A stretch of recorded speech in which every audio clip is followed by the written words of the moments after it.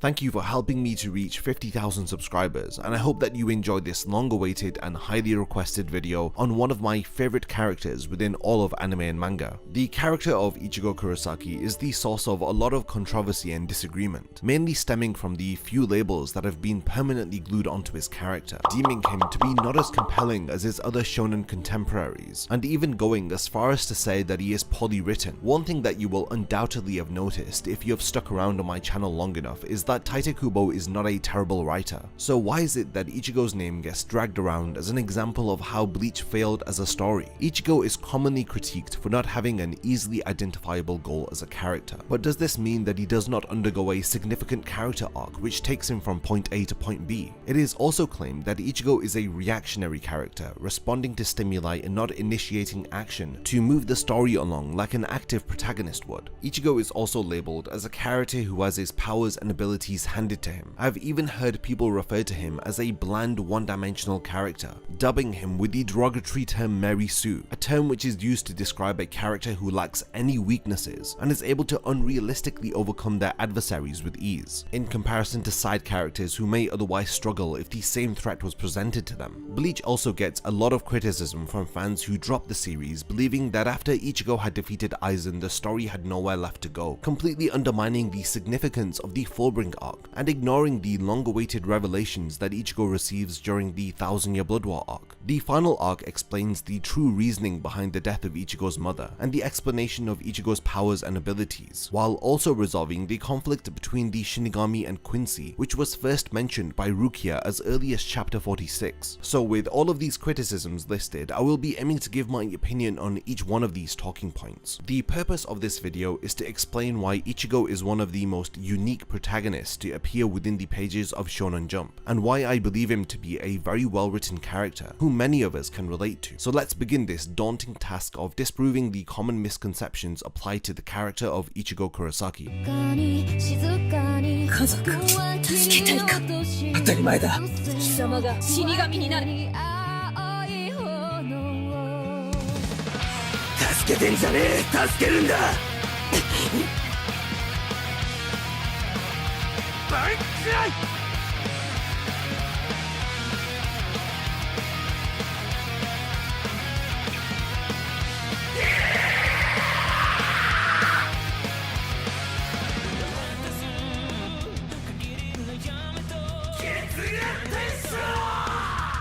守る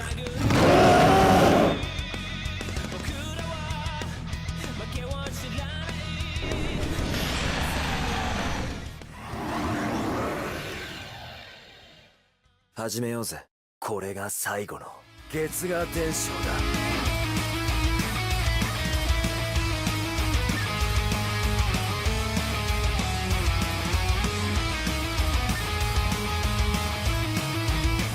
見せてやれイチゴ絶望では貴様の足は止められぬということ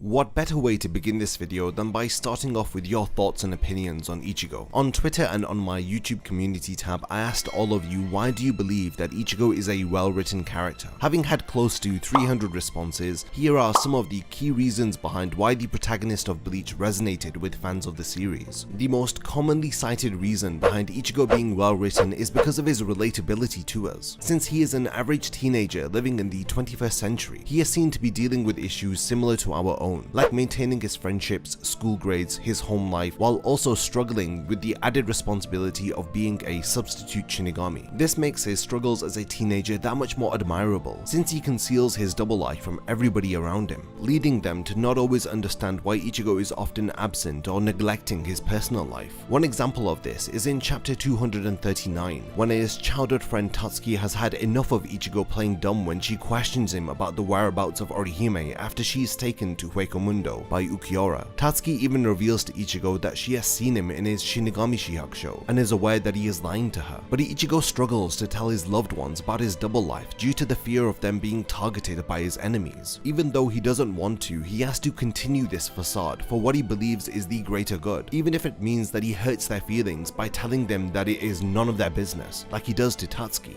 This is one of the purposefully written flaws that exist within Ichigo's character, which stems from the lie that he tells himself. I will go into this later on in the video, but as for this instance, it highlights the very relatable struggle that Ichigo has with balancing the various different plates that he is spinning that comprise of his life as a whole. Now, we may not have to deal with hollows or arancas, but we too have many aspects of our lives that we are all balancing at the same time. For example, studying for multiple school subjects, maintaining friendships, and sharing a home with family who may or may not understand what you are going through. At one point or another, we have felt that our own struggles have aligned with those of Ichigo's, hence why there is such a large sentiment of relatability felt for his character as a whole. In fact, I would be lying if I said I didn't relate to Ichigo. One of the moments that I always think back to is when he had been betrayed by Ginjo during the Fullbring arc. He had his newly acquired Fullbring powers taken away from him. These powers had symbolized his newfound hope to protect his loved ones once more, after being powerless for 17 months. Seeing Ichigo desperately plead with the enemy to return his powers back to him made me think back to my own experiences and how I had gone through such lows and moments of hopelessness. Later, when Rukia arrives and tells Ichigo that despair is not enough to stop you, it felt like she was saying that to me, and this is credited to the undeniable relatability that Ichigo has. You can empathize with his struggles and appreciate the lengths that he goes through in order to fulfill his want to protect his loved ones. Another relatable aspect to Ichigo is his struggle to find out who he is. Like us, he struggles with finding himself. For Ichigo, this manifests with his difficulty to actually identify the origin of his powers. This ultimately holds him back from actualizing his full potential, since he rejects aspects of his powers like the nature of his hollow abilities. Similarly, there may be aspects of ourselves or our own lives that we are in direct opposition to. Ultimately, this may be our own downfall if we never learn to accept these parts of ourselves and learn to live with the negative experiences that have shaped us into who we are today. Ichigo may not like that he has hollow abilities, but he has to accept this part of himself because they are a crucial aspect of his powers. Through neglecting his hollow abilities, he has disadvantaged himself, and this was demonstrated during the Aranka arc when he had repeatedly rejected this side of himself, resulting in his hollow side fighting back for supremacy. A lot of people also commented on the fact that Ichigo doesn't have a wild or out there goal that he wants to achieve. This was praised by many of you, stating that it results in Ichigo coming across as more of a believable character to follow when compared to other shonen protagonists. It is not a bad thing to have no direction in certain parts of your life. It is entirely natural and very common to not know what you want to do or achieve, and Ichigo also embodies this in his normal life. For example, at the start of the Fullbring arc, he isn't afraid to admit that he doesn't know what he wants to do after school. I will talk more about Ichigo's motives and desires when I discuss how his character is written from a screenwriting perspective later on, but this is an example of how his lack of a crazy goal aids in the relatability of his character.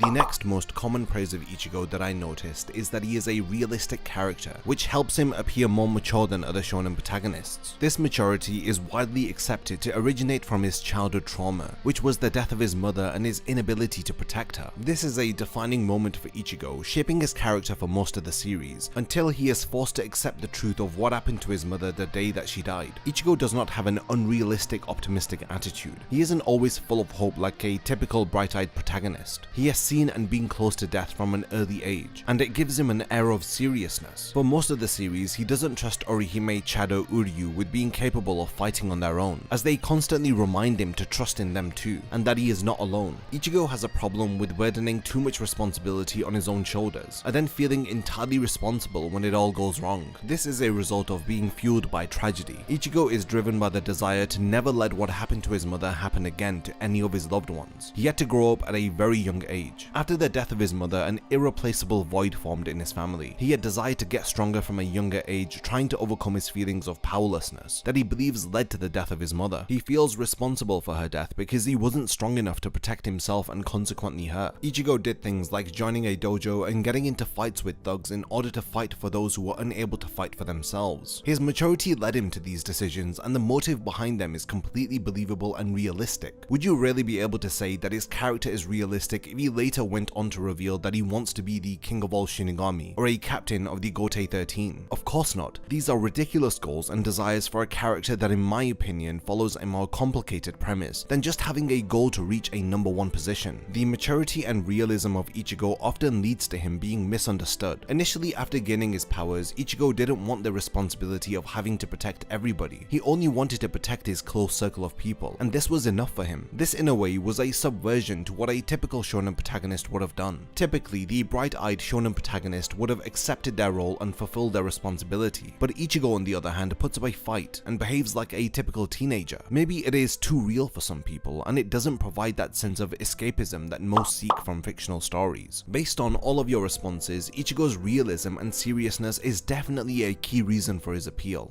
The last point I want to mention that everybody seemed to be in unanimous agreement about is Ichigo's will to protect. This having been brought up in almost every comment left on my Twitter and YouTube community tab. Within his mean exterior is a compassionate core which manifests through his desire to protect as many people as his two hands can handle. Even before the death of his mother, Ichigo had joined a dojo with the desire to protect his two sisters, so we know that this wasn't entirely brought about by the death of his mother. It was something that was always a driving factor for Ichigo ever since he was a child. He has no desire to become the strongest or seek recognition from others. His is a very modest, selfless desire, which in my opinion is very admirable. When Ichigo is partaking in battle, typical tropes like "if I fail now I will never reach my goal" are not utilized. Instead, Ichigo focuses on the suffering of those around him and how they will be impacted if he does not succeed in defeating his opponent. This is why he fought against Byakuya in order to stop Rukia from suffering. This is also the reason behind him fighting against Ukiura. You will note that Ichigo did not attack Ukiura during the Huecamundo arc until he was told by Ukiura that he had brought Orihime to Las Noches and had made her appear to be a traitor to the Soul Society and her friends. Ichigo solidifies his resolve to protect his loved ones several times throughout the story, most notably during the Soul Society arc where he proves his resolve by rescuing Rukia. He even tells Renji during their battle that he isn't fighting because he wants to win, he is fighting because he has to win. The stakes are too high for him to falter. The life of Rukia is on the line and him failing to protect her has several consequences for his character. Ichigo was given the power to protect by Rukia, something that he had desired his entire life. The existence of the very person who took away the reign from his life is now being threatened. Will Ichigo stand by and just let her be killed because she gave her powers to him? Or will he utilize his Shinigami powers and not allow a repeat of what had happened to his mother? Ichigo is not a powerless child anymore, and it is for this reason that he values Rukia's sacrifice. She had given him the only thing that he truly desired. She may not know how much this had meant for him, but he demonstrates what she means to him by infiltrating the Soul Society and fighting for her sake, and in the end even rescuing her. As we can see, Ichigo had demonstrated his unwavering desire to protect his loved ones from the very beginning of the series, and it is for this reason that this attribute is remembered so fondly by all of us. Ichigo doesn't have a specific ambition, but this doesn't mean that he is uninteresting to follow as a protagonist. You all have responded with so many loving and positive accounts of how Ichigo affected you personally, and why you think he is well written, and that alone is a testament to the legacy that has been left behind by our orange-haired protagonist. We can all agree that Ichigo is a down-to-earth character who had to deal with considerable internal conflict in order to grow as a person. Dealing with his internal problems gave him the strength to defeat adversaries like Aizen, who had tried to take the throne of God, and even Yhwach, who had wanted to rid the world of the concept of death. Ichigo as a whole showed us what it means to overcome issues that we as humans face constantly throughout our lives. Problems of depression, anxiety, and feeling inadequate. It is great to have stories of characters who want to be the best that they can be, or be more than what they were destined to be. But in a world saturated with such tales, it is humbling to read about a character like Ichigo, who simply desires to hold on to and protect the very few things that give his life meaning and purpose. Ichigo's character, like I have mentioned, underwent an undeniable change from the very first chapter to the last. However, identifying what exactly changed leads to a lot of confusion and debate, with some people even concluding that Ichigo did not undergo any substantial character growth or meaningful change. This leads me and others to believe that he is a very misunderstood character, whose wants, needs, faults, and past have been overlooked by the majority of the anime fandom, who write off Bleach as a weak story. Ichigo comes across as a moody teenager, but underneath this misleading first impression dwells an individual who cares deeply for others, but struggles to express this because of his own deep-rooted flaws. One thing that he does not struggle to express is his will and desire to protect. Despite others' doubts of how impossible it is to infiltrate the Soul Society or to defeat Aizen, he never pays attention to the naysayers. Ichigo creates his own path and does the unthinkable, but often we never get to appreciate the toll that this takes on a character. However, through Ichigo we get a very realistic depiction of what it feels like to have doubts and fears when coming up against overwhelming odds. People may not agree with this, but I find it a strength to see Ichigo falter. I for one want to see him do some introspection and reaffirm his resolve, because that for me is realistic and true to life. You don't overcome problems in the real world because of the power of friendship. In the real world, you gather the strength to get up and face adversity through identifying your weaknesses so that you can strengthen them. For the most part, you will always have to take this first step on your own, and later you may have support from friends and family members, but they won't be there to tell you what you can only find out for yourself. Similar to how Orihime, Uryu and Chad never interfere with Ichigo's inner world. They support him after he comes to his own realizations and decides what he has to do himself. So I have hinted at a lot of things and I've probably answered some of your questions already, but now I want to go in depth into specific areas of his character which are critiqued. I want to give my researched opinion on them based on common screenwriting techniques and storytelling mechanics. Let's once and for all resolve the misunderstandings and get a clear image of how Kubo had decided to write his protagonist. So the first point I want to discuss is this claim that Ichigo is a reactionary character, and because of this, he is poorly written and uninteresting to follow. The opposite of a reactive character is one that is proactive, a character who takes charge of the story, as opposed to reacting to the events that occur around them. Proactive protagonists are often defined as having clearly defined goals that the story centers itself around, as we collectively cheer for the proactive character because it is likable to follow someone with ambition, since this is a relatable quality to possess. People like to follow someone who strives to be more than what they are, hence why underdog stories are so beloved. This is exactly why stories like Naruto and One Piece have found success and longevity. This is a successful formula for storytelling, especially when the plot is highly character driven. The downfall for character driven stories like these are that they would struggle to tell the same story without the protagonist and their goal being present. If we are not following the protagonist, or if they are no longer present, then what interest will we have in the other plot points or side characters? Since character driven stories heavily rely on the proactive protagonist. Again, I want to reiterate, there is nothing wrong with this. Stories are complex, and in my opinion, there is no right or wrong way of doing things, as long as you are making a conscious effort to tell a good story. The issue that I do have is with the reductionist perspective of some shonen anime and manga fans, who are so used to character driven stories told in this particular manner that they set them up as a template for all other anime and manga to aspire to be like. Your character has no goal? Well, he must be boring and reactionary. Ichigo doesn't aspire towards anything? Well, Kubo must be a terrible writer. I think takes like this are void of any real assessment and analysis. In fact, they are outright lazy. Dare I say, they don't know how to think for themselves and are just repeating what they heard from a YouTube video or a Reddit hot take. A misconception that people who have no idea about screenwriting or storytelling often cite is that a protagonist without a goal is a bad protagonist. The problem with this is that you are assuming that a goal is the only interesting thing that we should be following a character for. There is more to a character arc than witnessing the successful completion of their clearly defined goal. In addition to this, a character who is void of a goal can still make proactive decisions within a plot. Just because they don't have a goal doesn't mean that they automatically become reactionary. Generally, protagonists are reactive most of the time, but demonstrate proactive decision making through their responses to situations, and the subsequent actions that they take, and how these actions and reactions end up having an impact on the world around them. Now answer this for me. If Ichigo is indeed reactive or passive all of the time, then would his absence be felt upon the world? Well, if he was reactive or passive, then Rukia would be dead. Ichigo's inner hollow would have assumed control over his being. Ukiura would have killed Orihime. Aizen would have taken over the Soul King. Ginjo would have struggled to recruit Ichigo into execution, and so on and so forth.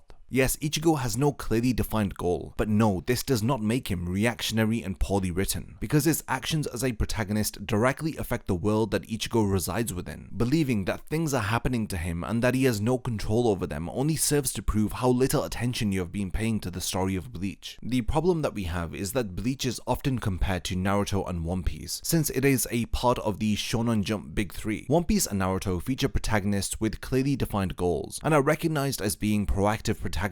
But because Bleach tries to tell a different type of story to One Piece and Naruto, people find issues when attempting to compare Bleach to them. They attribute their own lack of understanding of the story by describing Bleach as being poorly written, since it doesn't follow the template laid out by One Piece and Naruto, assuming that having a protagonist who wants to be the king or top of something is the only successful formula for telling a shonen story, completely overlooking series like Yu Yu Hakusho or JoJo's Part 4, which also features protagonists with no clearly defined goals goals, but they are still enjoyable to follow. Despite Yusuke or Josuke not having a goal, I still rooted for them to win. With Yu Yu Hakusho, I took interest in the story which, similar to Bleach, was about the protagonist learning to understand their identity and overcoming their own internal struggles. The appeal of a character with a goal and why it is always recommended to write a character with a well-defined goal is to make them come across as likable and relatable. However, right at the start of the video, we established that Ichigo being relatable is one of his most recognizable qualities that he is praised for possessing as a protagonist. The claims of Ichigo being reactionary and passive fail to realize that he is in fact likable and relatable. However, for this to be possible, he has to be more than just a reactionary, poorly written protagonist. People who lazily analyze a protagonist on such simple ideas like proactive and reactive decision making overlook so many other elements which make up a good story. Let's look at character versus plot and try to understand why Ichigo works as a protagonist, despite the fact that he doesn't have a defined goal. All great stories juggle a fine balance between character and plot. The external conflict which affects a character is derived from the plot. Without the external conflict, the character that we follow will have no reason to change. Adding to this, without a character's internal conflict, this renders the plot meaningless. So we can establish that both plot and character have to exist synergistically in order to create an impactful story. The plot or external conflict is all about what happens, while the internal conflict, or in other words, the story, explains why it matters. The internal conflict is established by Kubo in the first chapter. One of the first things that we learn about Ichigo is that he has a well-defined desire to protect his loved ones. This is what gives meaning to the plot, since protecting his loved ones is Ichigo's established internal conflict. Ichigo's desire to protect his loved ones drives his motive to gain the power to protect them, and subsequently strengthen his abilities in order to deal with the external conflict that arises via the plot. Ichigo's motive to gain the power to protect had manifested in several forms, whether if this was him joining a dojo as a child, accepting Rukia's powers, training with Urahara to activate his own Shinigami powers, or joining execution to learn how to utilize his Fullbring abilities. His motive or agency to gain power gave meaning to the plot that was occurring. Ichigo wasn't just idly letting things happen to him. The agency of a character is defined by a character's ability to make decisions that affect the story being told. We know that before any external conflict fell upon Ichigo, he wanted to be stronger so that he could protect his sisters. His character was motivated by wanting to have more power so that he could use it for good. A good plot or external conflict is usually created from the words and actions of the protagonist. This means that Ichigo's desire and agency should be put to the test. Well, after he accepts Rukia's Shinigami powers, he immediately has to prove his desire to protect not only his loved ones,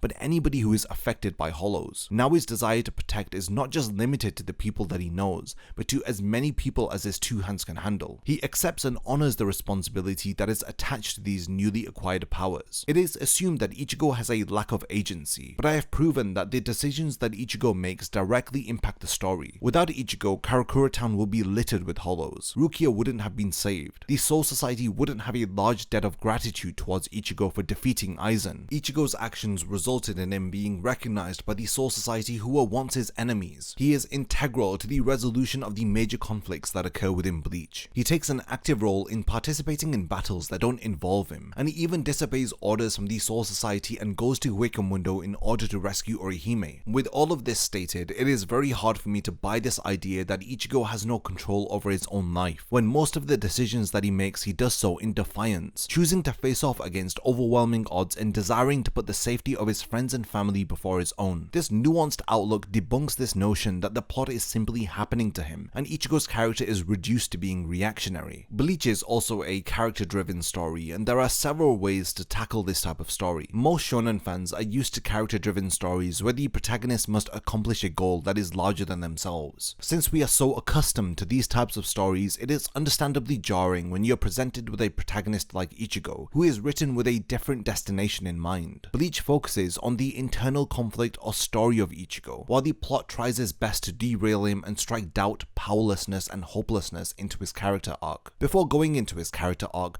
let's go over how Ichigo is written as a protagonist. Understandably, he is the most important character to feature within Bleach, and Kubo makes a lot of excellent decisions in respect to how he writes his main character, which in turn leads to him finding success with the story that he is trying to tell. As the foundational character of Bleach, Ichigo was written with several elements in mind, which lead to him becoming a strong protagonist. The first and most important of which are the beliefs that Ichigo holds. These are the moral, philosophical, and ethical ideas that he has adopted. Bleach being a long-running story results in Ichigo holding more than one of these beliefs, but let's focus on the most important character-defining belief that he holds. Ichigo believes that it is his sole responsibility to protect his loved ones. This stems from his belief that he is responsible for the death of his mother. Prior to this, he had just wanted to protect his loved ones, but after the death of his mother and his inability to do anything to prevent it, it resulted in him feeling a deep sense of powerlessness and regret. He felt regret for something that wasn't in his control, blaming himself for not being strong enough as the reason behind his mother's untimely demise. This leads to Ichigo manifesting the flaws of his character through rejecting help from his loved ones and burdening himself entirely with protecting everybody around him, even if they have demonstrated that they are strong enough to take care of themselves. This is because Ichigo doesn't want a repeat of what had happened to his mother, who had tried to protect herself and Ichigo, but had been killed in the process of doing so. This is both his fear and his flaw that he must learn to overcome. This belief is the core of who Ichigo is, and Kubo does an excellent job of conveying this to us during the battle with the Grand Fisher very early on in the series. And this explains why we are all very familiar with Ichigo's desire to protect others. This belief defines Ichigo, and we see it challenged several times throughout the story. Without a strong belief, your character will fail to have a want, which consequently results in no meaningful story having taken place. The beliefs of the protagonist are the core of any story. This needs to be firmly established in order to create a great story featuring dynamic characters. In addition to having well-defined beliefs, a well-written protagonist will also have a strong want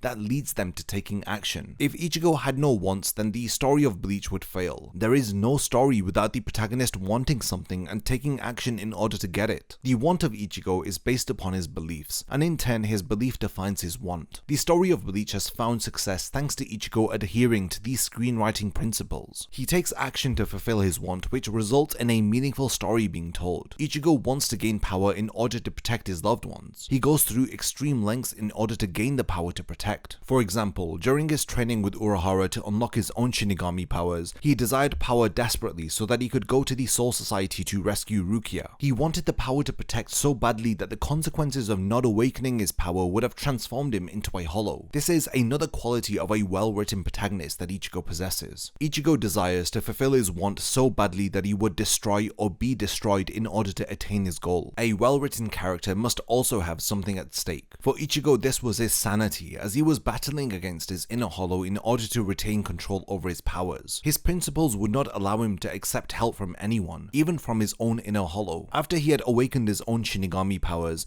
his inner hollow was activated at the same time, and thus began the battle for supremacy, and the stakes were set. Following this, Ichigo had the safety and well-being of his friends and family at stake during the Fullbring arc. He wanted to gain the power to protect, again so that he could once again protect his loved ones after being powerless for 17 months. And lastly, during the 1000-Year Blood War arc, Ichigo had to accept the truth about how his mother had died, and his connection to the enemy of the arc, as he also has Quincy blood flowing through his veins. Only after coming to terms with his identity and understanding the real cause of his mother's death, Ichigo was able to face the overwhelming odds, which were Yhwach threatening to destroy the Soul King and removing the concept of death from reality. These are several examples of stakes that Ichigo was up against while simultaneously desiring to fulfill his want. The character of an individual is demonstrated through the choices that they make under pressure. The decisions that a character makes under pressure reveals their true nature. If Ichigo was just taking action without any consequences, then we would not care about the outcome nor his journey. The fact that there are stakes and consequences gives meaning to Ichigo's actions. If Ichigo had no clearly defined want, then there would be no story. Nothing would matter. Adding to this, a character does not need to have a grandiose want or a goal, like becoming the king of the pirates, or Okage, or the #1 hero. Not every story has to be about the protagonist becoming the best in the world. Instead, what really matters is how important the want is to the beliefs of the protagonist. Ichigo wants to gain the power to protect because he believes that it is his responsibility to protect others. His beliefs and wants are interchangeable and synergistic, which adds further significance to the foundations of his character. Ichigo realized that after Rukia was taken back to the Soul Society, that everybody in Karakura Town had forgotten about Rukia, aside from his close friends Orihime, Chad, and Uryu, who would notice or even care if Rukia was executed. By rescuing her, he isn't going to be saving the world, but instead he is going to be saving an individual who brought meaning to his world, by granting him the power that he so desperately desired when his family were being attacked by the hollow Fishbone D. Because of Ichigo's beliefs, rescuing Rukia matters a great deal to him, and it is for this reason that we are invested in Ichigo's journey to save her. The stakes eventually become greater with the appearance of Aizen and Yhwach, Yuhabak, who threatened to destroy existence, thus warranting Ichigo to gain the strength to protect reality as a whole, and not just his close circle of family and friends. He learns the responsibility that is attached with acquiring power, understanding that he must use these abilities to protect as many people as possible, even if he doesn't know them. A strong protagonist will take action that changes and impacts the story. We can see several instances where Ichigo taking action has resulted in a shift in the course of the story. When Aizen had the upper hand in Fate Karakura Town, Ichigo's intervention was pivotal to turning the tide of the battle, and it was thanks to his actions that led to Aizen's defeat. Another example is the invasion of the Soul Society, which is attributed to Ichigo taking action. It was because of his want to protect Rukia that led us to enjoy the conflict between the invaders and the Gotei 13. Contrastingly, not all of the events that impact the story need to be caused by the protagonist. Ichigo did not cause the Espada to invade the world of the living,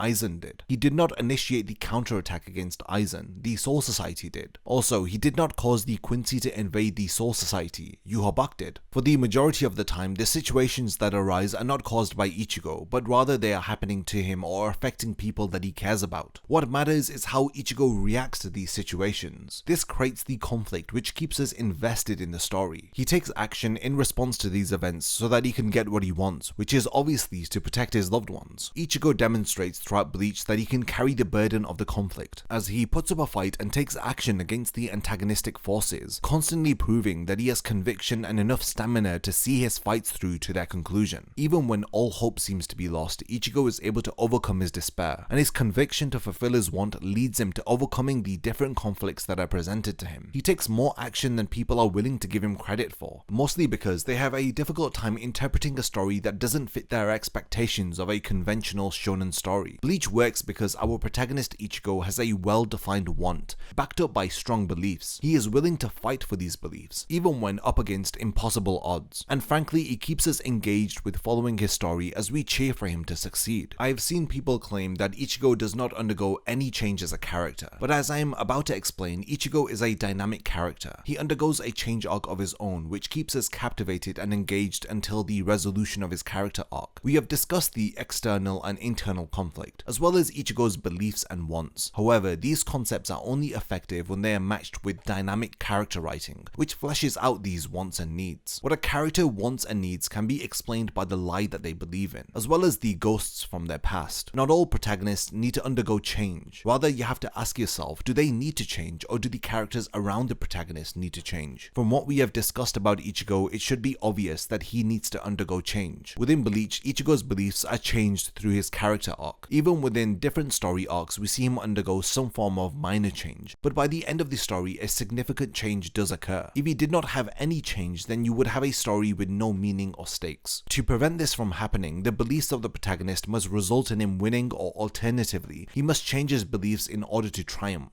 Ichigo undergoes change when he realizes that he wasn't responsible for his mother's death, and that it isn't solely his responsibility to protect his loved ones. He doesn't have to continue burdening himself and hurting himself in the pursuit for more power. By working together and trusting his loved ones, he realizes that he is much stronger fighting with them rather than fighting on his own. The change of beliefs is demonstrated during the final battle with Yuhabak. To understand this change arc, we have to understand what makes Ichigo a dynamic character, through discussing his wants and needs. Most people have accepted that Ichigo's goal is to protect his loved ones. While there is some truth to this, there is a lot more to it than just that. Let's break down this idea of a character's goal into proper screenwriting concepts, starting with the want of a character. The want is a character's visible goal. This is what usually makes up the plot of our story, which I described earlier on as being external. Consequently, the want is also external, and we as an audience should be well aware of what a character wants. The want of a character is in direct opposition to the external forces of antagonism that appear within the story. In Bleach, Ichigo is put under pressure by antagonistic forces, which overwhelm him and threaten to endanger the people that he cares about. Ichigo initially wants power so that he can protect his loved ones, but soon realizes he has to grow stronger in order to challenge the antagonistic forces that continue to appear. These antagonistic forces serve to test Ichigo's resolve and his conviction by pressuring him. We are left to wonder, now that he has the power, can he actualize his external want? Ichigo fought against the odds several times and failed. He lost lost against Renji, Byakuya, Aizen, Ukiura, Grimmjow, and even Yhwach. In some instances, he failed on more than one occasion against these opponents. However, Ichigo continued to fight despite being outmatched. He trained and grew stronger despite being defeated. At the same time, he was facing other pressures like his inner hollow consuming his consciousness, and his feelings of helplessness after Orihime was injured by Yami and Rukia was hurt by Grimmjow. He had felt responsible for them getting hurt because he was unable to protect them. These feelings of helplessness were further emphasized during the Fullbring arc when he had no power, and this is when he was furthest away from his want since the beginning of the series. Ichigo must overcome these feelings of powerlessness, his fear of his inner hollow, and at the same time fight off the antagonistic forces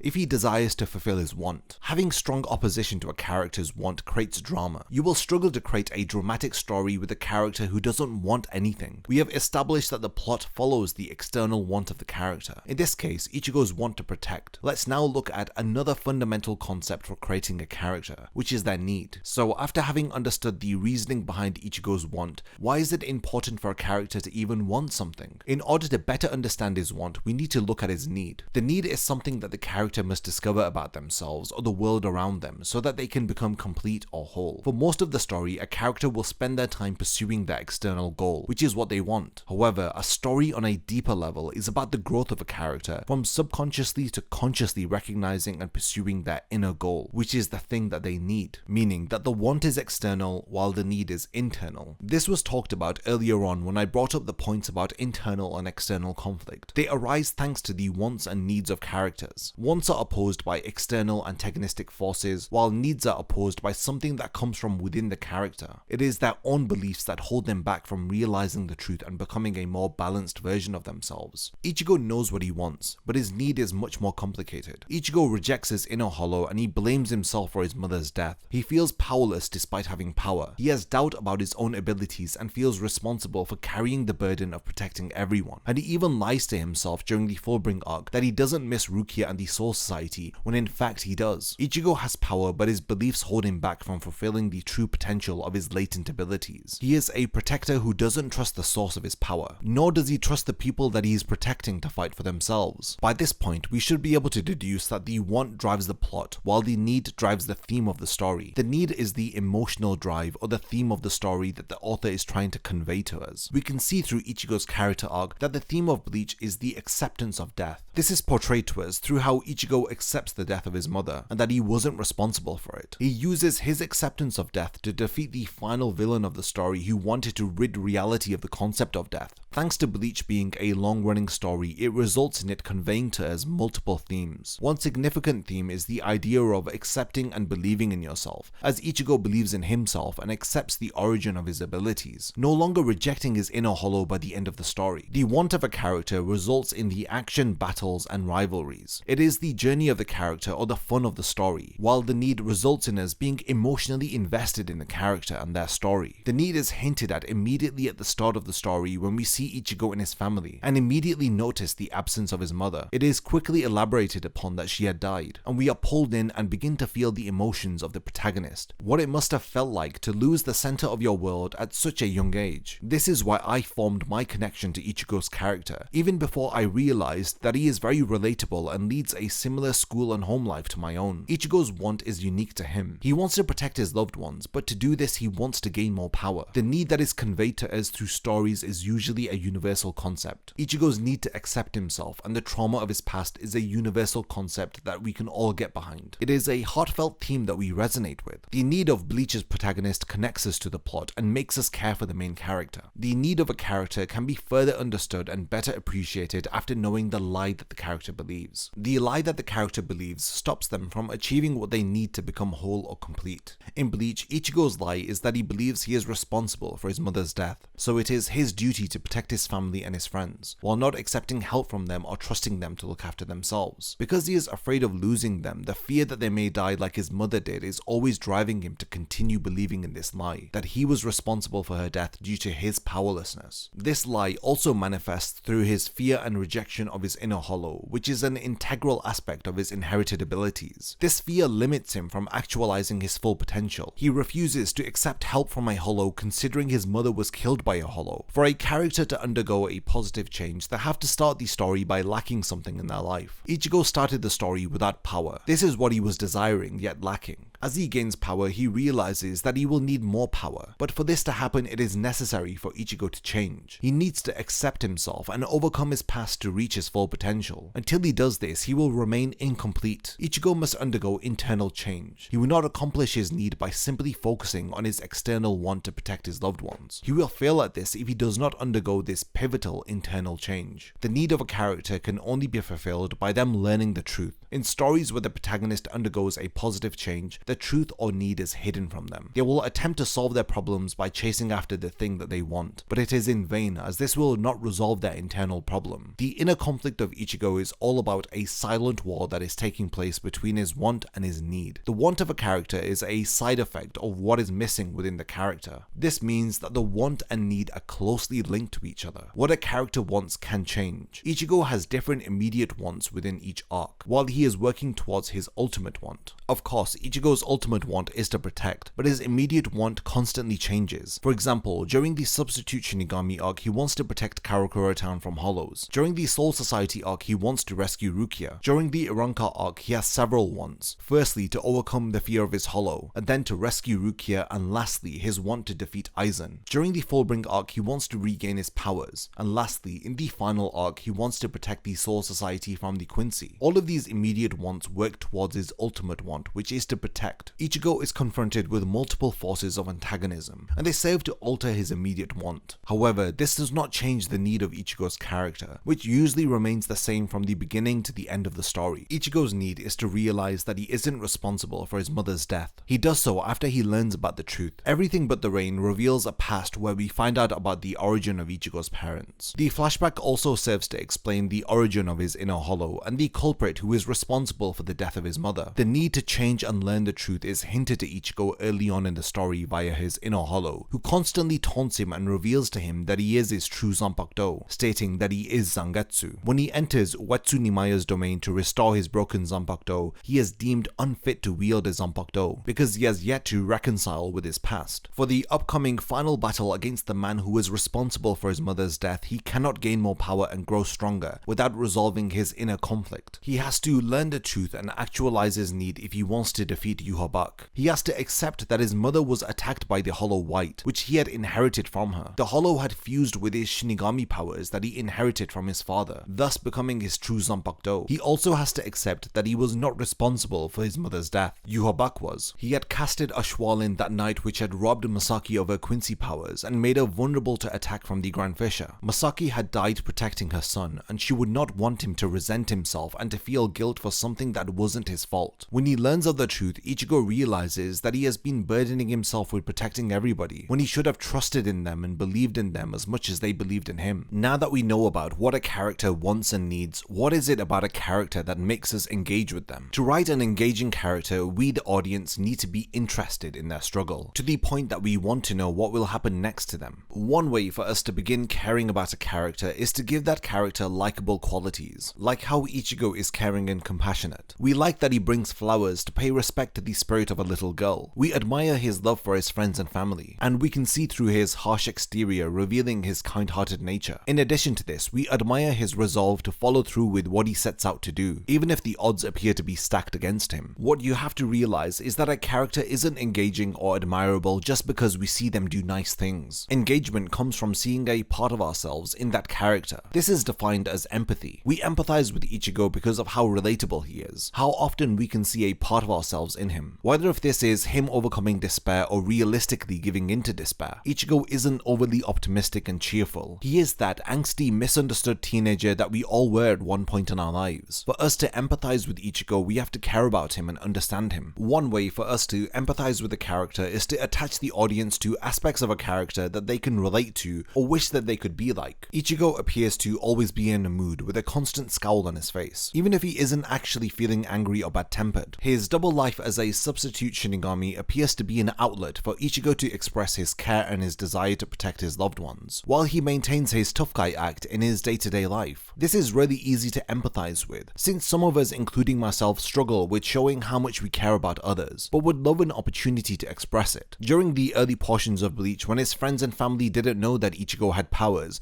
we could relate to Ichigo's desire to protect his loved ones, but also deciding to keep it a secret from them. Ichigo fighting for his friends and family is admirable, and it is indeed something we all wish that we could do, since it's a way for us to prove ourselves to the people that we care about the most, especially if you feel misunderstood by your loved ones and want to demonstrate to them that you do care about them. We all want to be accepted and understood by the people around us. Ichigo too desires this, but his biggest problem is that he feels responsible for taking his mother away from his sisters and his father. He feels that because of him they are now having to suffer with this void in their life. His own mind has led him to believe that he is misunderstood by his family, when in actual fact they care deeply for him and don't hold him responsible for Masaki's death. The trauma, guilt, and powerlessness that Ichigo feels combine to form a rich character backstory that gives the opportunity for Ichigo to change in a positive way. Ichigo is nuanced and relatable thanks to the excellent writing that we can get behind and empathize with. We feel empathy because we see a troubled teenager residing in a world like our own. He struggles and fails like us, but what we love is that he never gives up, and Kubo conveys this aspect of his character in a more realistic manner than other shonen series. People complain that Ichigo gets beat down or he is constantly losing, but this is what makes his growth feel natural and earned. Through introspection and overcoming his fears, doubts, and anxiety, he returns to the battlefield stronger than ever. We know how it feels like to try our best at something but still fail. This is why we admire Ichigo's response to his failures by going through intense life-threatening training. He constantly pursues greater power to fulfill his desire. He endures pain but conceals it. He burdens himself and fights for the sake of others. Ichigo behaves very selflessly. He gains power and fights for others, and this, in my opinion, is a welcomed breath of fresh air, since we are saturated with stories of protagonists fighting for their own goal or personal fulfillment. You can only empathize with the character once you understand why they do what they do. In the case of Ichigo, it is very simple. We know his motive for action, and we can understand how his childhood trauma has been carried forward into his adolescent years. Feeling empathy leads us to follow the protagonist through to the end. We want them to resolve their issues, overcome their flaws, and come to terms with their past, so that they can ultimately accept themselves for who they are. So I have just described a character arc, and this is what we follow stories for. It is the change that occurs from one spiritual, emotional, or intellectual place to another. Witnessing a character arc is the whole point of fictional stories, because humanity is constantly undergoing spiritual, emotional, and intellectual change. It explains how humanity has come so far. Character arcs are a vital aspect of a well-written story, serving to explain why the plot has been created. The conflict, tension, and structure of a story are all reliant upon how characters are written and how they change from the beginning to the end of the story. Ichigo undergoes a positive change arc. This is where the character begins the story with believing a lie. The character then encounters the truth, and lastly, the character overcomes the lie by finding and accepting the truth. Because Bleach is a long-running story, it results in Ichigo believing in several lies, thus resulting in him encountering several truths, which I covered earlier on. In most stories, the character will struggle to find and accept the truth until the very end of the story, and this appears to be the case for Ichigo, as he struggles until the 1000-Year Blood War arc, where he finds and accepts the truth, leading to the change in his character. The whole point of a positive change arc is for the character to undergo a change from believing a lie to finding the truth. When this change occurs, it doesn't mean that the character is a perfect person now. It just means that they have overcome the lie that they believed at the start of the story, resulting in them becoming a more balanced or complete version of themselves. It doesn't mean that they cannot fall back to feeling a human emotion like despair momentarily, and this is what most people criticize Ichigo for, referring to how he had felt hopeless during his battle against Yhwach. He had come to realize that his opponent was unbeatable, and it led him to feel momentary hopelessness, and there is nothing wrong with this. It doesn't mean that Ichigo has regressed. He is once again demonstrating his very relatable human qualities. He isn't an optimist high in his own supply. If his growth as a character is critiqued for moments like this, then it highlights to me that people don't even know what criteria to base the growth of a character on. Ichigo at this point has undergone a positive change arc. Him feeling despair does not undo the change that has occurred. This is an opportunity for us to appreciate how Ichigo will overcome adversity after accepting the truth. It's an opportunity to appreciate the change that has occurred. Indeed, Ichigo's hopelessness is short-lived as he quickly snaps out of it and defeats Yhwach. He demonstrates that he can trust Renji to fight alongside him and to execute a plan to defeat the enemy, something that he wouldn't have done in the past, as the lie that he believed would have have made him feel like burdening himself with all of the responsibility and not accepting help from others during a battle. Earlier, I spoke briefly about the theme of a story and how Bleach has several themes that it tries to convey through its plot. A theme that often comes up when speaking about Ichigo is this concept of shattering fate. I have mentioned several times in this video that Ichigo has had to overcome unstoppable obstacles, but this is slightly different. It is the idea to challenge predetermined destiny. This idea of shattering fate is so prevalent amongst fans, they often theorize and attribute it as the true ability of Ichigo Zanpakuto. To discuss this idea of shattering fate further, we need to discuss some special side chapters. We learn more about Ichigo's feelings from two special prequel chapters that Tite Kubo had published at the end of volume 23. The first is titled Side A, The Sand, and the second, Side B, The Rotator. In these chapters, we get to see the events that led up to Ichigo and Rukia meeting. Side A, The Sand is about Ichigo, while Side B, The Rotator is about Rukia. Let's first speak about Side A and understand Ichigo's feelings prior to him becoming a substitute Shinigami. 変わらないものがあるとすれば、それはきっと俺の無力。俺は霊が見える。こいつらに触れる。こいつらと言葉を交わせる。ただそれだけだ。こいつらは時々こうして消える。どうして消えるのかはわからない。時折その場に残るのは、俺にだけ見える血の跡と痛みに似た感情。いくら体を鍛えても、こいつらのことは守れない。それを思うとき、俺の心は刃に似るんだ。運命が歯車だというのなら、俺たちはその間で引き砕かれる術なす術はない。ただ力が欲しい。運命を砕く力はきっと振り下ろされる刃に似ている。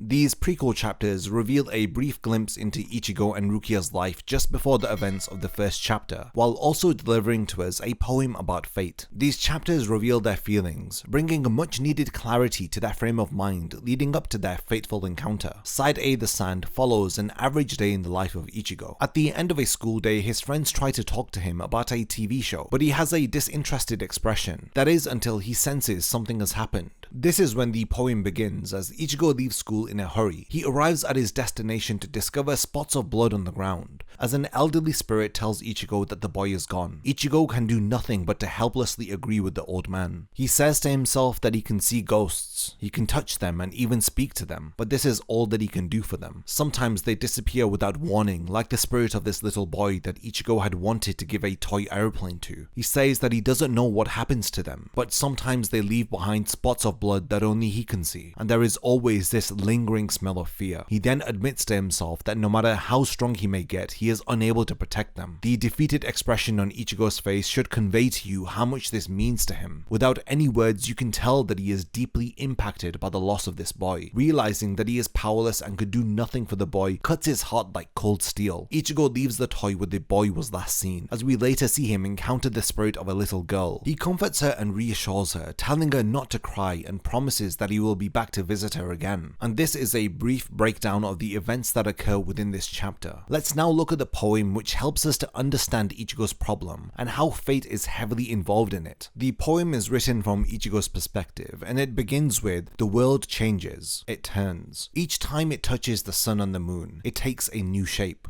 This is in reference to how with each rotation of the earth, passing of a day into night and vice versa, the world we reside within changes. We are powerless to stop the world from rotating and cannot stop these changes from occurring. This powerlessness is spoken about in the next verse. "The only thing that does not change is my powerlessness." This beautifully complements the first verse and emphasizes Ichigo's desperation for wanting to grasp fate by his hands and steer it in his direction. The poem concludes with the following verses. "It's turning. If fate is a gear and we are the sand that falls between those gears, then there is nothing that we can do. So I wish for strength. If I cannot protect them from the gears of fate, then give me a strong blade and enough strength to shatter fate. This final verse metaphorically describes our position in the world. Since our lives consist of being pulled into the direction of fate and destiny, we have little control over what happens to us, and this is exactly like the sand that is crushed between the rotating gears. We are powerless to stop the gears and are taken in the direction that the gears are rotating towards. Ichigo has seen how cruel fate can be, and it is for this reason that he wishes for the strength to not just protect his loved ones from fate, but to shatter it completely. The follow-up to this is called Side B the Rotator, which follows Rukia prior to her arrival in the world of the living. Equally as short as Side A, in this chapter we learn that Rukia has been assigned to her first solo mission in the world of the living. She will leave the Soul Society for a month and be assigned to a 5-mile in diameter area centered around Karakura Town. Ukitake explains to her that this mission shouldn't be too difficult for her. Before she leaves, we learn that Renji has been promoted to the lieutenant of the 6th Division, but he wishes to share the news with Rukia once she has returned from her assignment. While Rukia is leaving for the world of the living, the second half of the poem is told to us. Referencing the first poem, it reveals to us the perspective of Shinigami who have power and what they think about fate. It's turning. If fate is a gear, then we are the ones that make it turn. We believe that the crushing gears are guided by an infallible power. This second poem answers the first and has a different outlook and even outcome from the first. The first poem focuses on Ichigo's powerlessness and his desire for power, while this speaks of the Shinigami who have power. The Shinigami are stated to control the rotation of the gears, hence why Side B is titled The Rotator in reference to Rukia, and Side A is titled The Sand in reference to Ichigo. Because of the power that the Shinigami have, they are described as being incapable of making mistakes or being wrong. Rukia steps forward as if to answer Ichigo's wish for power. She gives Ichigo control over fate when she transfers her powers to him. Thanks to Rukia, he was able to know what it feels like to fight against fate. He was no longer powerless, and he immediately intervened when his family was threatened by a hollow, as if he is righting the wrongs of the past. His powerlessness stopped him from saving his mother, as well as the countless spirits that he encounters but can do nothing to protect them. The crushing gears of fate were broken by Ichigo, as his wish to receive a blade strong enough to shatter fate was fulfilled. Thus, fighting against fate and destiny becomes an intrinsic theme which always resurfaces within the pages of Bleach. We see the idea of fate brought up during Ichigo's battles against Byakuya, Ukiura, Aizen, and even Yhwach. As long as he is wielding his blade, he is able to protect the weak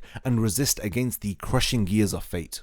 So now that we know the significance of what it meant for Ichigo to gain the power to protect, let's now explain the powers that he obtains. Since there is a lot of confusion regarding Ichigo's powers and the different forms that he takes during the series, some of this widespread confusion about Ichigo's powers is understandable, since most people didn't read the manga after the conclusion of the anime, and missed out on key revelations regarding Ichigo's character. The 1000-Year Budwa arc reveals that Ichigo is a hybrid being. He is a human who has inherited Shinigami, Hollow, and Quincy abilities. We understand why this is the case during the Everything But the Rain flashback, which occurs during the 1000-Year Blood War arc. During this flashback, we learn about the circumstances behind Masaki and Isshin meeting, and why Isshin had to give up his life as a captain of the Gotei 13 in order to save Masaki. So why is it that I'm talking about Ichigo's powers? Well, most people online believe that his powers were handed to him and he did nothing to earn them. And another misconception is that Ichigo wins thanks to unexplained power-ups. What's important to understand about Ichigo is that he has incredible latent potential, and this is credited to his parents. In Everything But the Rain, we learn that Isshin is a captain of the Gotei 13, and he is a member of one of the 4 great noble families within the Soul Society called the Shiba clan. In chapter 162, when Ichigo activates his Bankai, Byakuya is surprised by this unexpected development, as he states that only the most experienced Shinigami can perform Bankai, as it's the final stage of the Zanpakuto, adding that even within the 4 great noble families who are born with incredible spiritual pressure, only one in several generations will ever attain the level of Bankai. During this chapter, Byakuya doesn't understand the source of Ichigo's power, as he claims that Ichigo is still using his Shinigami powers that he had borrowed from Rukia. As well as this, he states that Ichigo is not from noble lineage, when we know that both of these things are not true. As I am about to explain, Ichigo had lost his Shinigami powers that were given to him by Rukia, when Byakuya had attacked him and taken Rukia back to the Soul Society. And for the second point, Ichigo does have noble lineage, as he is a descendant of the Shiba Shiba clan, hence why he resembles Rukia's former lieutenant Kain Shiba. During Everything But the Rain, we learned that Ichigo's mother was attacked by a hollow called White. This hollow had become a part of Masaki. Thanks to the help of Urahara, Isshin was able to save Masaki by giving up his Shinigami powers and becoming a human. He had tethered his life to Masaki's life. He had done so in order to subdue the hollow which was trying to take control of a being. His life was tethered to Masaki until the birth of her eldest child, Ichigo. This is because the hollow White was passed on from Masaki to Ichigo after he was born. This now leads us perfectly into chapter 1 of Bleach, where Ichigo has no abilities or powers. That is until he encounters Rukia and borrows her Shinigami powers,